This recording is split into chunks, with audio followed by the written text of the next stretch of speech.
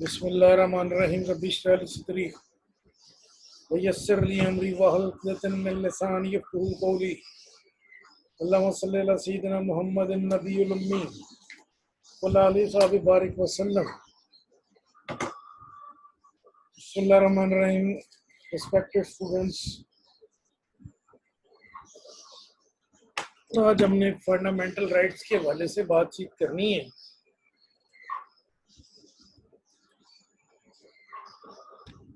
Constitution में section number article number 25 rights दिए गए हैं पार्टीज सिटीजन ऑफ पाकिस्तान को, और हम उसके साथ कैसे सारा मामला डील करते हैं।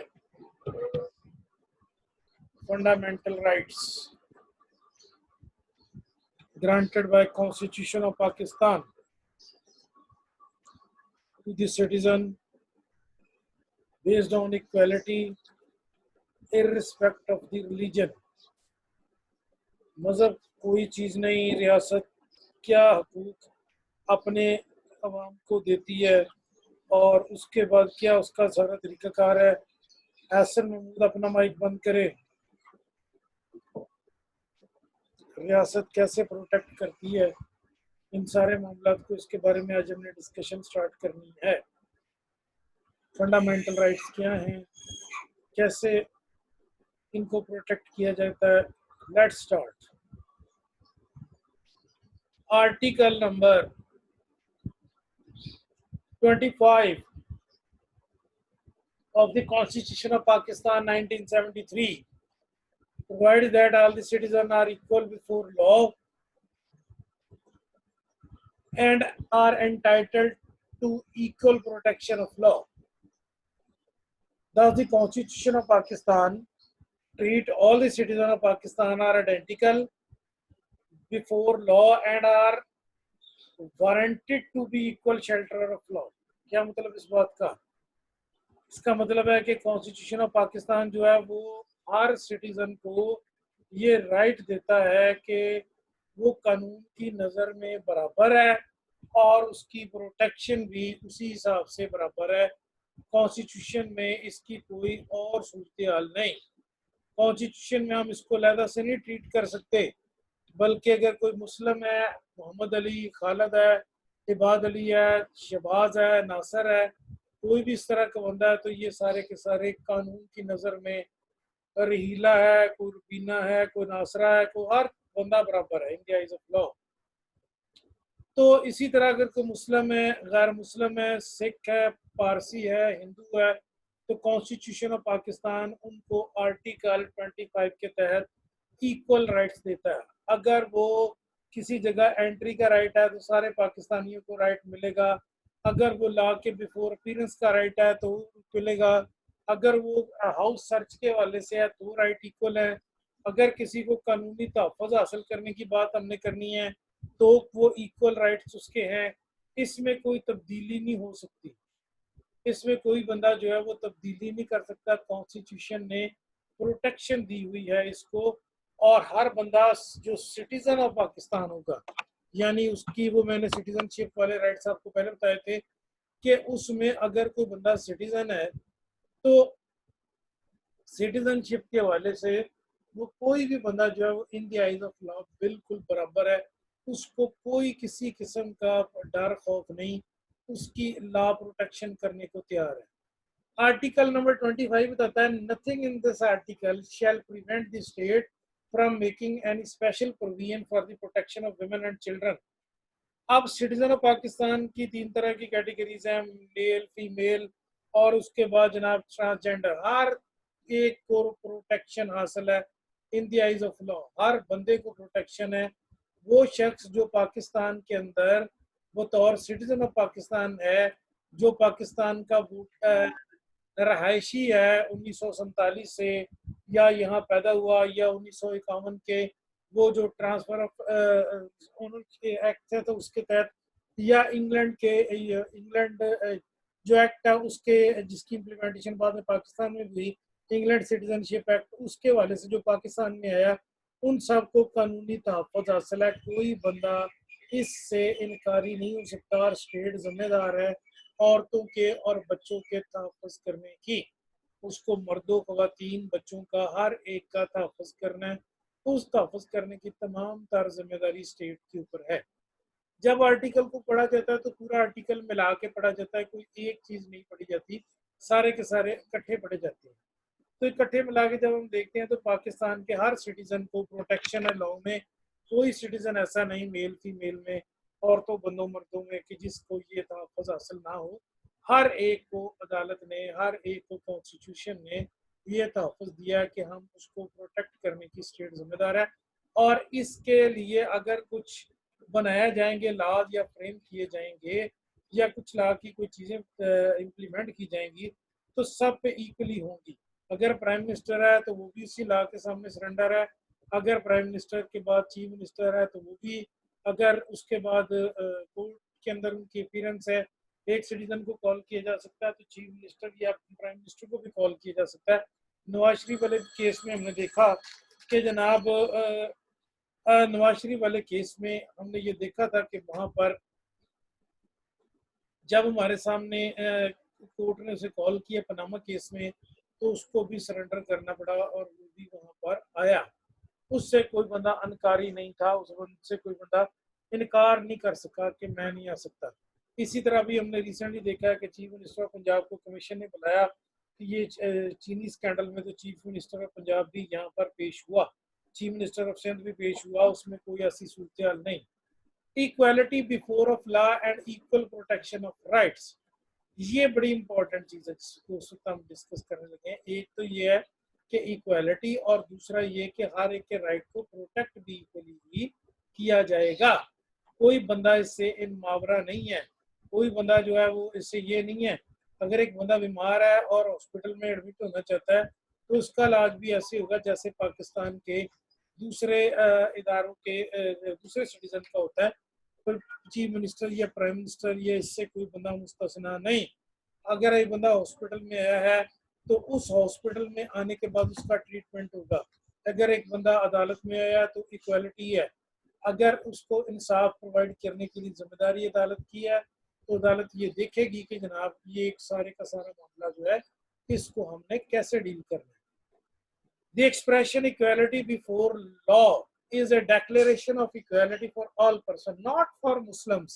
सिर्फ मुसलमान नहीं, हिंदू नहीं, सिख नहीं, पारसी नहीं, हर बंदा जो सिटीजन ऑफ पाकिस्तान है, meaning thereby the absence of any privilege in favour of any individual. हम ये नहीं कह सकते कि जनाब किसी खास इंडिविजुअल को प्रिविलेज लाइक लॉ की नजर में हासिल है, नहीं। लॉ की नजर में सब लोग बराबर हैं, हर बंदा लॉ की नजर में बराबर है और उसके ऊपर सारा मामला ऐसे ही चलना है। कोई बंदा इससे इनकारी नहीं।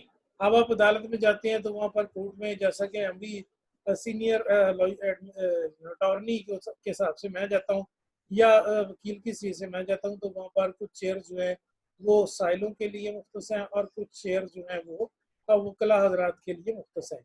जैसे ही आप कोर्ट में एंटर होते हैं तो कोर्ट में एंटर होते ही सबसे पहले वकला हजरात जो है वो अपने चेयर्स पे बैठ जाते हैं और उनके पास जनाब अपनी बारी का इंतजार करते हैं।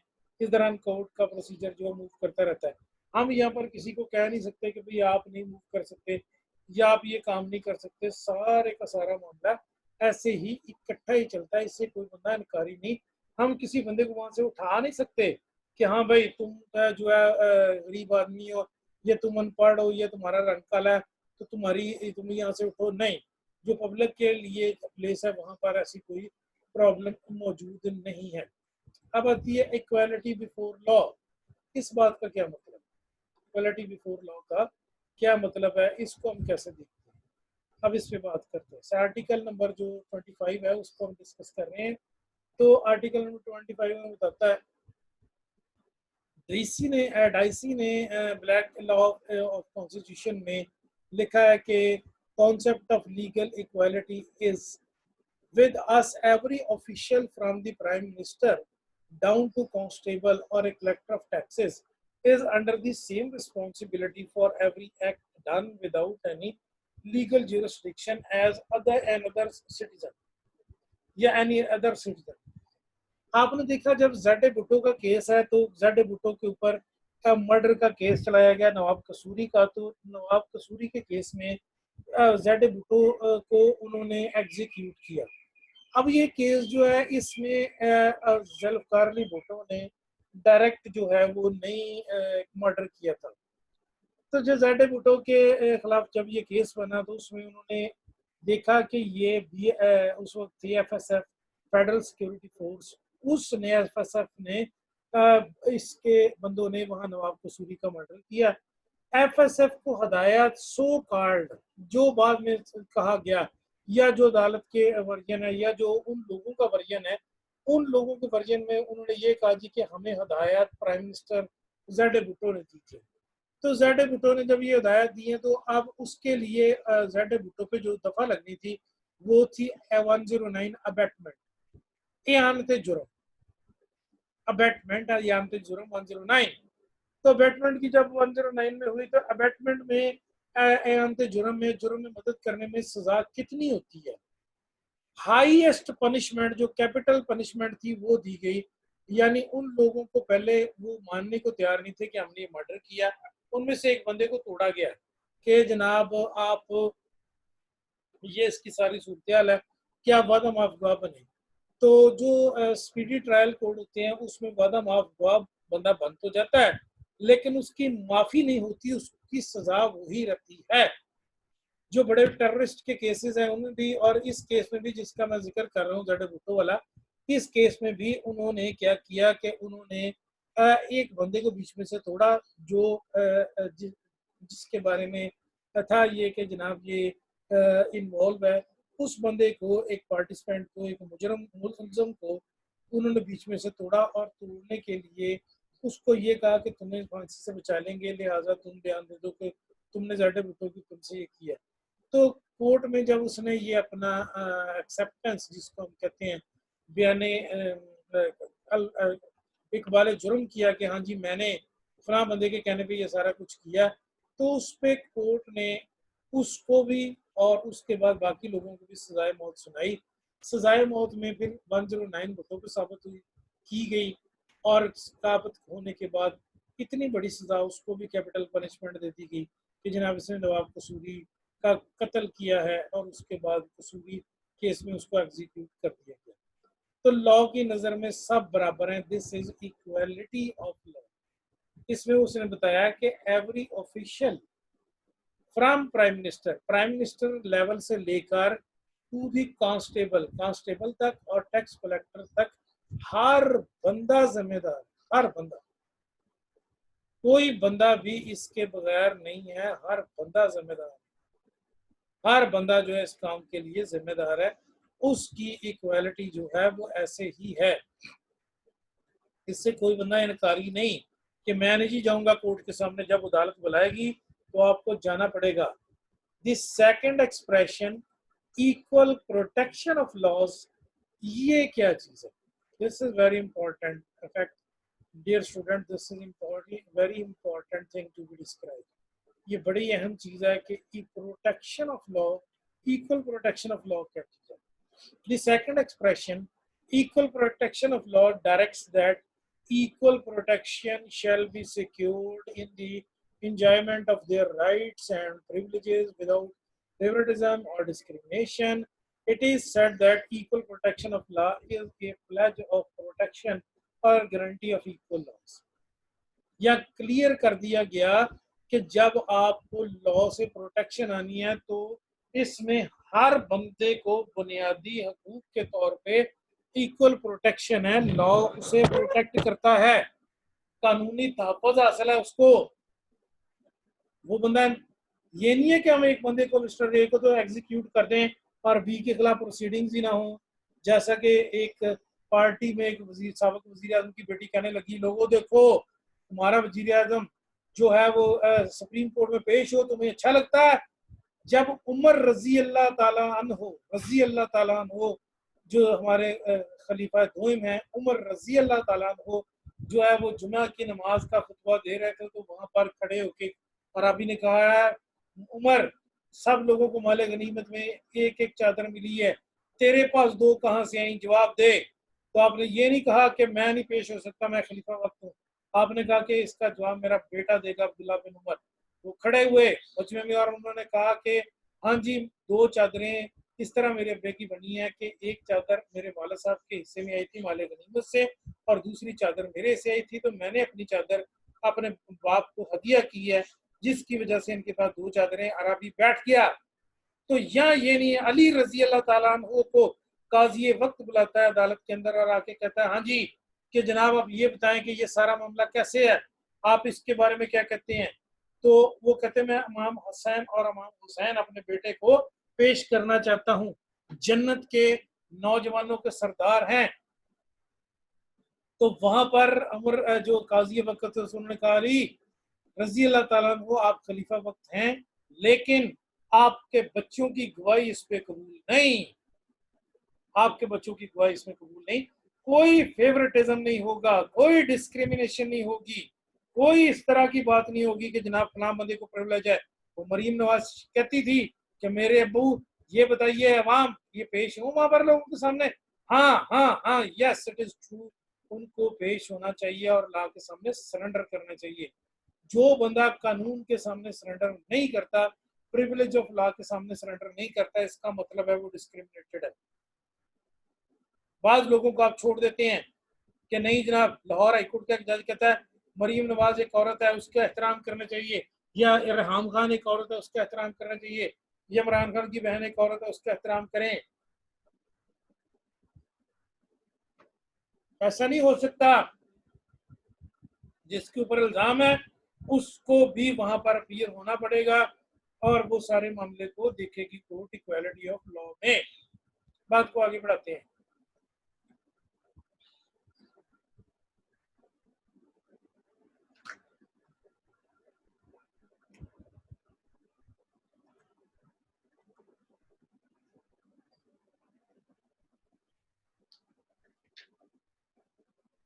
आगे जनाब हमारे सामने है इक्वालिटी ऑफ बिफोर लॉ, इसको हम कैसे देखते हैं। अच्छा, ये लॉ में बाज़ औक़ात हम एक चीज यहाँ मैं क्लियर करता चलूँ कि हम ये नहीं देख रहे कि हर एक को सजा ही देनी है, हर एक को पनिश ही करना नहीं। प्रोटेक्शन इसलिए होती है ताकि डिक्लेयर कर दिया जाए कि ये लॉ ऑफ द स्टेट है, ये कानून है स्टेट का, तो मुल्क का ये कानून है और इसमें किसी किस्म की कोई सूरत हाल चेंज नहीं हो सकती। अगर इसमें आप कोई चेंज करेंगे तो इस तरह की कैफियत होगी तो आपके लिए प्रॉब्लम होगा। तो डिस्क्रिमिनेशन नहीं हो सकती लॉ में किसी के लिए हवाले से भी। कोई बंदा ये क्लेम नहीं कर सकता कि I am being superior, I am treated in separate courts, no. अच्छा जी, आ गया था, it has been clarified that even if there is such a common between these two expression that they don't mean the same thing। देखने में लगता है equality before law of law और इक्वल प्रोटेक्शन ऑफ लॉ, ये शायद ये एक ही चीज की दो बातें हो रही हैं। नहीं, ऐसा नहीं है। एक चीज की ये दो बातें नहीं है या एक ही वर्जन की दो साइड नहीं है, ये दोनों अलग अलग है। इक्वालिटी बिफोर ऑफ लॉ का मतलब है कि आप कानून के सामने बराबर हैं। वन पर्सन प्राइम मिनिस्टर हो तो भी, वन पर्सन कांस्टेबल हो तो भी, और वन पर्सन को विलेजर हो तो भी, वो सारे का सारा इसके सामने बराबर है। Number two, equal protection of law का मतलब है कि आप लॉ में हर एक को इक्वली ट्रीट करेंगे, इक्वल प्रोटेक्शन से हासिल होगी।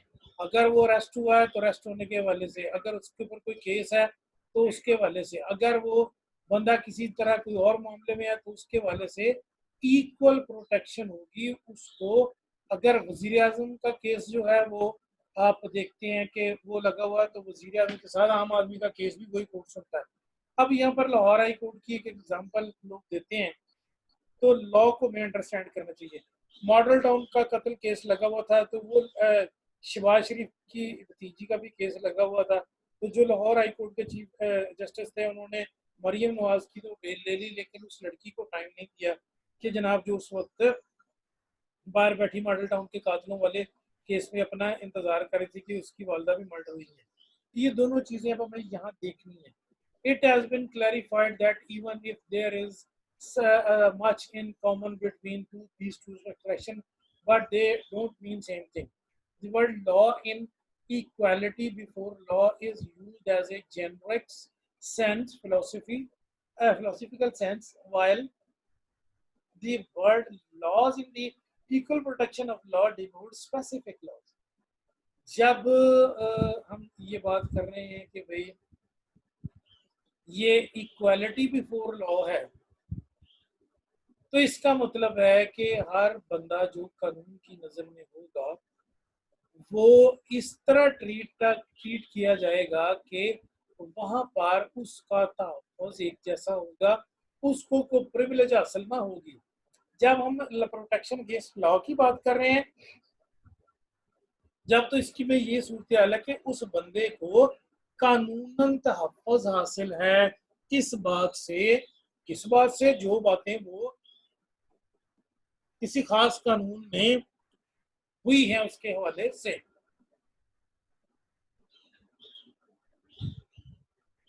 थोड़ा सा एक्सप्लेन करते हैं इसको, दोनों टर्म्स को, कि इनका मतलब क्या है। सबसे पहले जनाब इक्वालिटी बिफोर लॉ, क्या जो अच्छा एक बात मैं यहाँ आपको बताना चाहूँ कि वो पहले भी मैंने आपसे डिस्कस की थी लेक्चर में, अब दोबारा बता रहा हूँ कि कुछ ममालिक ऐसे हैं कि उन्होंने कोर्ट्स के पावर को लिमिट किया है और कोर्ट को महदूद कर दिया है। वहां पर कोर्ट जो है वो कॉन्स्टिट्यूशनल मैटर में मुदाखलत नहीं कर सकती, जैसे हॉलैंड वगैरह, जैसे यूके है, या इस तरह, या कॉन्स्टिट्यूशनल मैटर जो हैं उनके अंदर अदालतें नहीं मुदाखलत कर सकती। लेकिन जो पाकिस्तान में कोर्ट हैं वो इस हद तक आज़ाद हैं कि वो कॉन्स्टिट्यूशनल मैटर में भी मुदाखलत कर सकती हैं। तो यहाँ पर आपको बड़े ध्यान से ये चीज़ देखनी होगी, क्या इसके अंदर कॉन्स्टिट्यूशनल में मुदाखलत होनी चाहिए या नहीं कोर्ट की। तो रूल ये है कि जनाब कोर्ट को हक हासिल है, कोर्ट की पावर है, कॉन्स्टिट्यूशन कोर्ट को तहफ़्फ़ुज़ देता है कि वो यहाँ मुदाखलत कर सकती हैं। Jennings in his book Law of Constitution said that equality before law means that among equals the law should be equal and should be equally administered, and that like should be treated alike. सारी गुफ्तगू का मतलब है कि law की नज़र में सारे बराबर हैं। अगर प्राइम मिनिस्टर का वारंट इशू हुआ है तो आपके आम आदमी का भी हो सकता है। अगर आम आदमी को जेल भेजा जा सकता है तो प्राइम मिनिस्टर को भी भेजा जा सकता है। अगर आम कांस्टेबल अरेस्ट हो सकता है अपनी पावर से एक्सीड करने पे, तो प्राइम मिनिस्टर को भी होगा। कानून के सामने सारे बराबर हैं।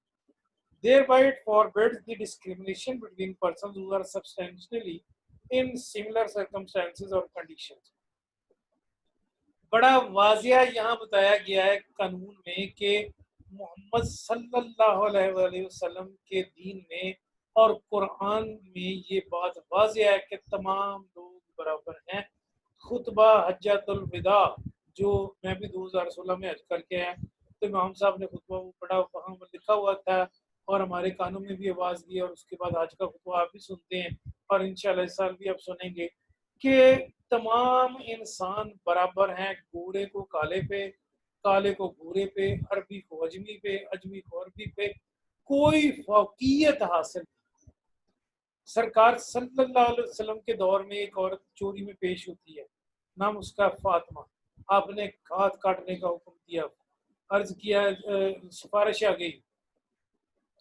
सिफारिश कहने लगी जनाब ये एक मुअज़्ज़ज़ घराने की औरत है, तो इस मुअज़्ज़ज़ घराने की औरत के हाथ काटने में ये पूरा कबीला बदनाम होगा कि इसका हाथ काटा गया था। सरकार सल्लल्लाहु अलैहि वसल्लम ने फरमाया कि अगर तुमसे पहले कौमें इसीलिए तबाह हुई कि जब कोई गरीब जुर्म करता था छोड़ देते थे, जब कोई छोटा जुर्म करता था सजा देते थे, जैसा कि हमने नवाज शरीफ केस में देखा है, जरदारी केस में देखा है कि जनाब वो वहाँ पर दोनों एक वहाँ बीमारी की हालत में पड़ा हुआ है और दूसरा मुल्क से फरार हो गया 50 रुपए की स्टाम्प पे, और इसमें जनाब ये जो प्राइम मिनिस्टर इसकी बहन के केस में भी देखा कि 2-3 लोगों को नहल कर दिया गया और इसको कुछ करोड़ जो है वो जुर्माना डाल दिया गया। ऐसा नहीं आप कर सकते। अगर एक बंदे को जुर्माना किया गया तो दूसरे को भी करें। अगर एक बंदे को जुर्माना नहीं किया गया, उसकी प्रॉपर्टी जब्त की गई है तो दूसरे को भी जब्त करें। डिस्क्रिमिनेशन नहीं हो सकती, मना करता है कॉन्स्टिट्यूशन इससे। ये कॉन्स्टिट्यूशन सारे का सारा अंग्रेज की और यूरोप की तरक्की का सिर्फ हाल ही यही है। एक एयरपोर्ट पे हम लगे हुए थे फॉरेन अब्रॉड में, तो वहाँ पर कुछ मिनिस्टर वगैरह आए, तो वो भी उसी लाइन में खड़े हुए जहाँ से हम ट्रेवल कर रहे थे, उसी लाइन में उसी प्रवास में सीट उसकी तो जैसे भी थी बिजनेस क्लास या सिक्योरिटी वाली, लेकिन उसी प्रवास में वो उसी अंदाज में उसी तरह उसी बस के जरिए इवन के जहाज तक उनको कैरी किया गया। कोई डिस्क्रिमिनेशन नहीं है। Thus the rule is that like it should be treated alike। जिस तरह एक को ट्रीट किया जा रहा है उसी तरह ट्रीट किया जाएगा। दूसरे को डिफरेंटली आप ट्रीट नहीं कर सकते, दूसरे को आपको डिफरेंट बिहेवियर नहीं दे सकते।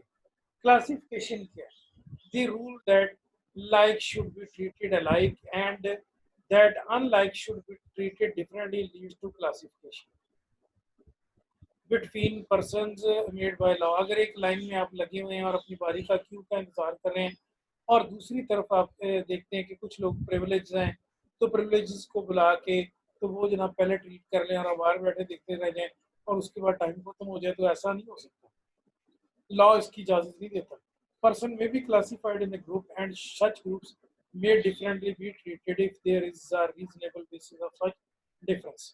कोर्ट में अगर आप भी पेश होती हैं तो वहाँ पर वो जिसमें मोहतरम शफाक अहमद बताते हैं इटली में कि जब वो कोर्ट में किसी लाइसेंस के सिलसिले में पेश हुए तो उन्होंने अपना तारुफ करवाया, आई एम टीचर, तो सारा कोर्ट और जज साहब भी खड़े हो गए थे टीचर इन दी कोर्ट। तो सिर्फ टीचर्स को ये हासिल प्रिविलेज हासिल है, यस जो आपके है डॉक्टर्स को के वो उनको प्रिविलेज हासिल है, अदरवाइज किसी बंदे को कोई किसी किस्म की प्रिविलेज नहीं है, वो लॉ की नज़र में बराबर है। हाँ अलबत्ता अगर टीचर ने भी कोई लॉ तोड़ा तो सजा उसके लिए भी वही है, लेकिन ट्रीटमेंट डिफरेंट नहीं होनी चाहिए। Reasonableness of classification. A classification to be valid must be reasonable. अगर आपने कोई क्लासिफिकेशन की है तो वो रीजनेबल ग्राउंड्स पे होनी चाहिए। मसलन आप कहें जी कि ये क्लासिफिकेशन किस बुनियाद पे की गई है कि जी इससे फलां चीज़ हम चाहते थे, फलां काम करना चाहते हैं, फलां चीज़ है, फलां डिटर्मिनेशन है, फलां मामला है, तो वो सारे का सारा यहाँ पर क्लियर होना चाहिए। लेकिन ये रीजनेबल हो, जैसा है मैं कहता हूँ कि यार all are treated alike, like treated alike, but senior citizens are given a separate line। एक सेपरेट क्यू आप बना दें औरतों की, एक सेपरेट क्यू आप बना दें सीनियर सिटीजन की, तो इस नतीजे की जो क्लासिफिकेशन है ये रीजनेबल पे बेस करती है।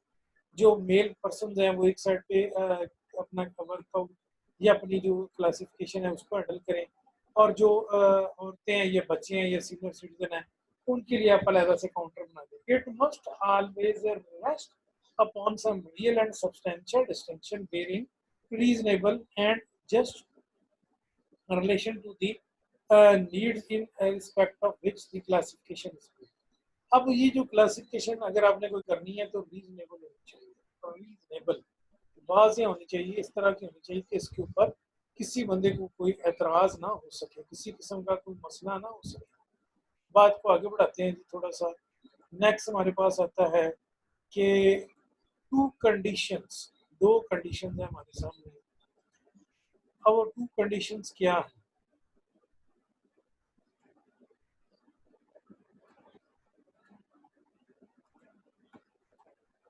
टू कंडीशन में अभी आपके लिए पढ़ने लगा हूँ। इस कंडीशन में जो क्लासिफिकेशन है उनकी डिटेल्स और समरी है।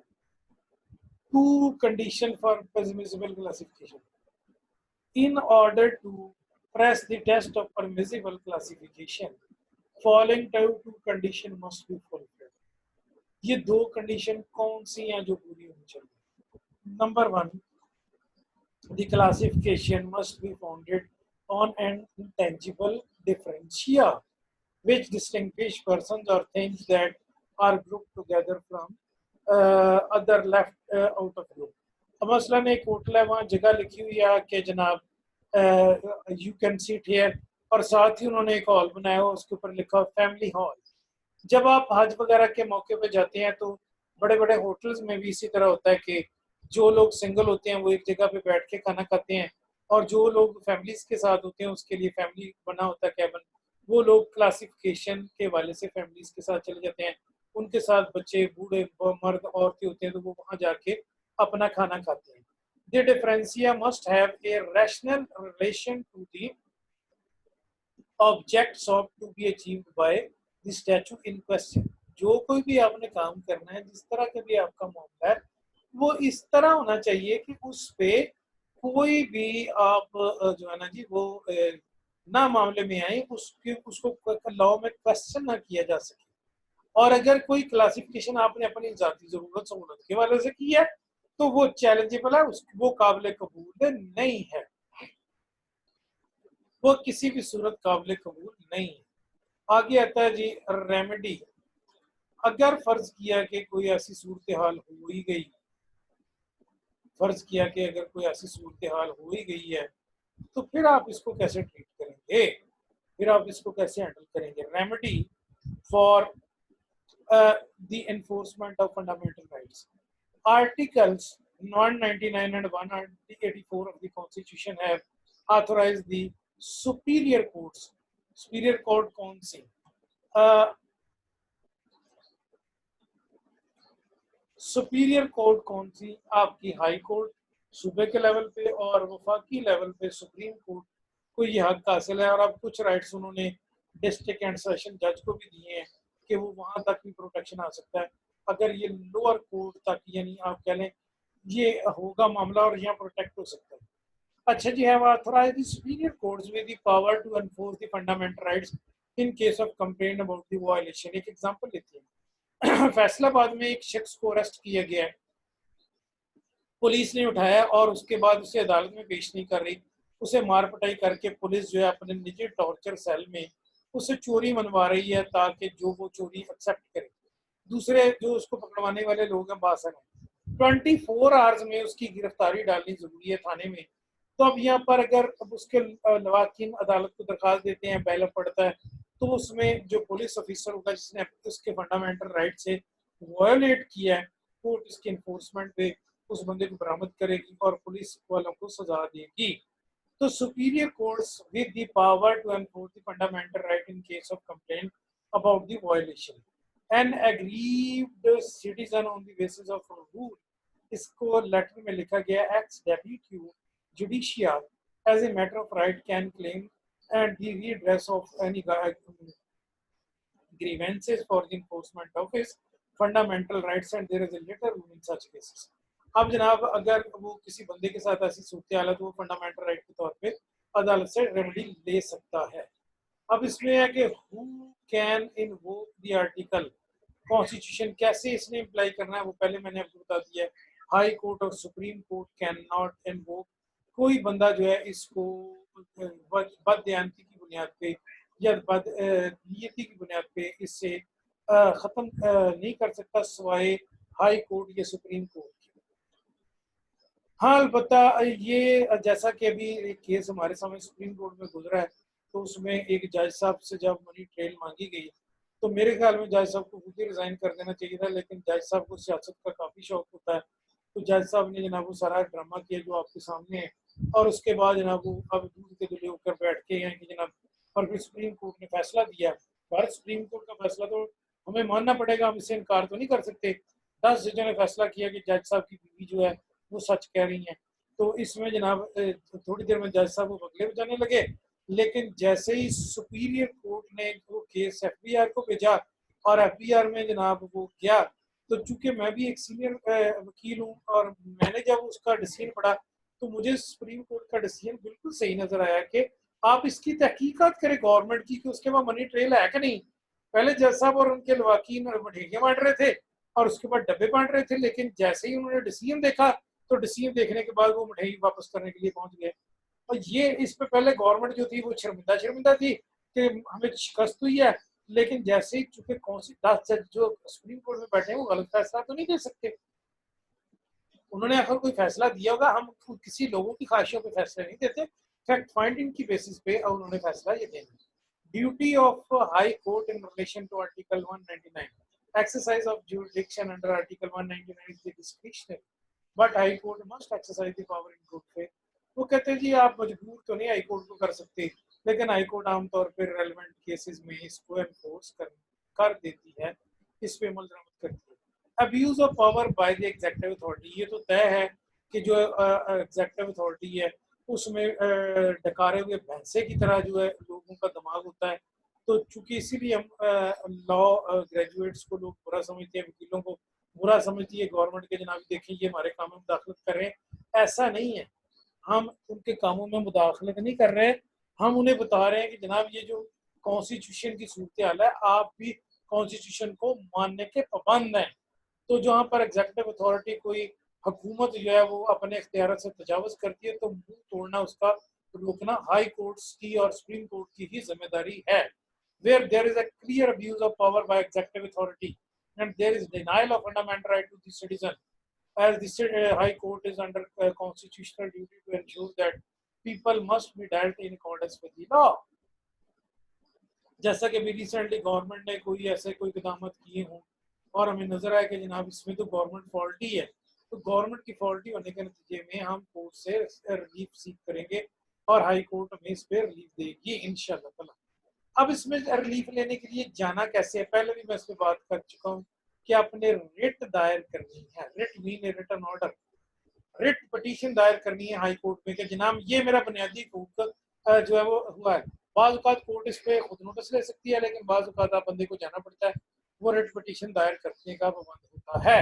इस रिट पटिशन के बारे में क्या है, ब्लेक जो डिक्शनरी ऑफ लॉ है उसने बताया कि writ a court's written order in the name of state.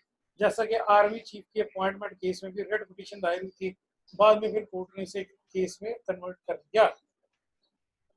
A court written order in the name of a state or other competent legal authority commanding the addressee to do or refrain from doing some specific act।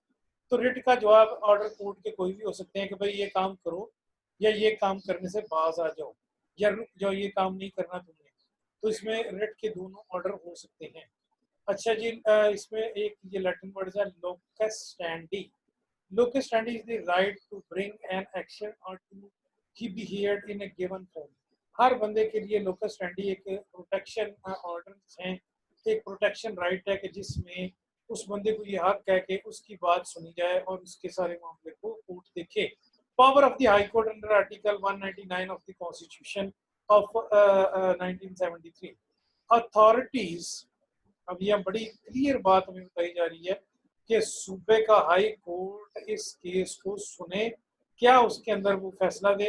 Authorities performing judicial quasi judicial नीम अदालती administrative function fall under the jurisdiction of the High Court।